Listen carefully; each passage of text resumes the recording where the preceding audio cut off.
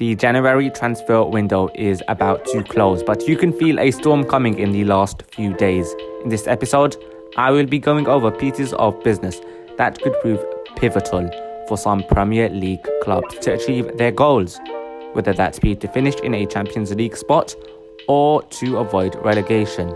These are some transactions that could potentially prove to be make or break. Here's something different.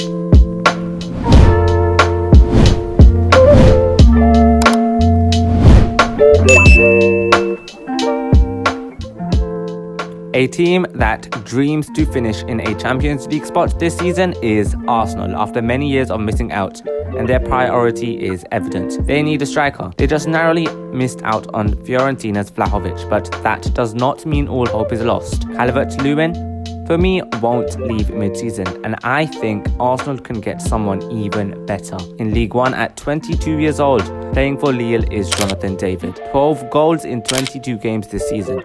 He is an agile striker that would add to the Gunners' output up top. A front three of Martinelli, David and Saka shouts pace, goals, and is something that the Premier League should be very scared of. Not cheap, but then again, what quality striker is nowadays? From one Champions League spot-chasing team to a team who would hope to win it in Liverpool.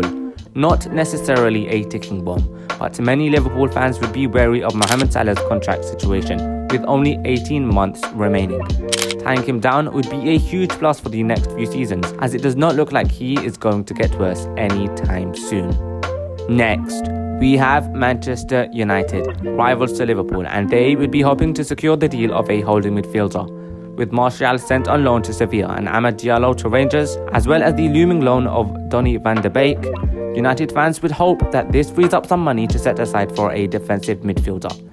Names such as Tchouaméni and Kamara have gone around, but my personal preference would be Dennis Zakaria of Borussia Mönchengladbach. At a price of only £6 million, he is incredibly cheap, so there is a little chance of backlash, and it should leave enough money to potentially get another midfielder in the summer, maybe even a Declan Rice. If United have true intentions of getting top 4, this is one way to show they are serious. From teams at the top end of the table to one near the bottom in Newcastle United. Yes, they have made several key signings, and it looks like they are going to sign Bruno Guimaraes from Lyon, but there is still an issue regarding a centre-back. After several failed attempts at Lyle's Sven Botman, they have to look elsewhere, and with Diego Carlos looking unlikely, potentially a move for Brighton's 6'7" centre-back Dan Burn. Adding that physical presence at the back would be perfect for the Toons. Not only this, but I reckon they should go for Ousmane Dembele, who is getting pushed out of Barcelona by the president himself.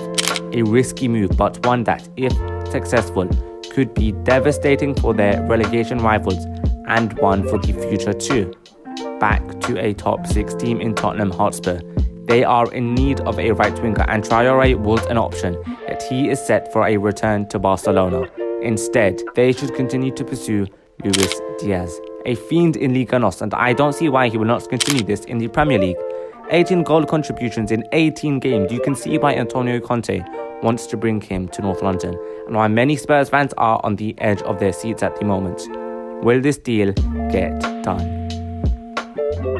From one London team to another in Chelsea, and while their title charge may not be what it was once dreamt of, they should set their focus on the Champions League, possibly the FA Cup, and even making their way back up the table. Alonso and Sarr are doing a decent job at left back for now, and Reece James's return is imminent.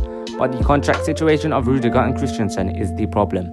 Both were important in their UCL winning campaign, so whatever numbers they want, the Chelsea board should give. It's not like they can't afford it. If not, the Blues may have to look to the summer transfer window for replacements.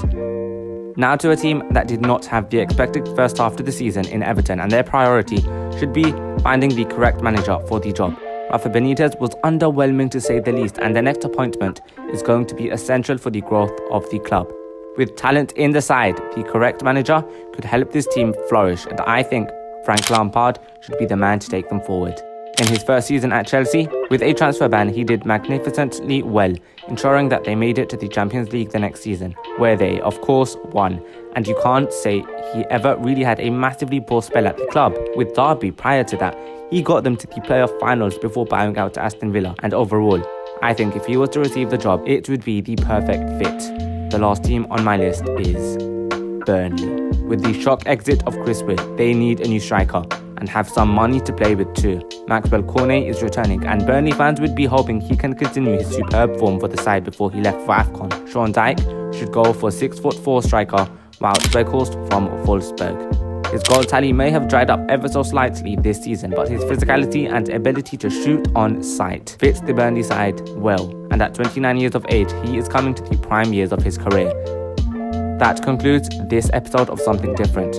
Make sure to like the video and subscribe if you're new here, and let me know what you think your team needs to do by the end of the January transfer window. In addition to that, let me know who you think is going to make top 4 this season and who is going to avoid relegation. Can Norwich do it this time? But until next time, goodbye.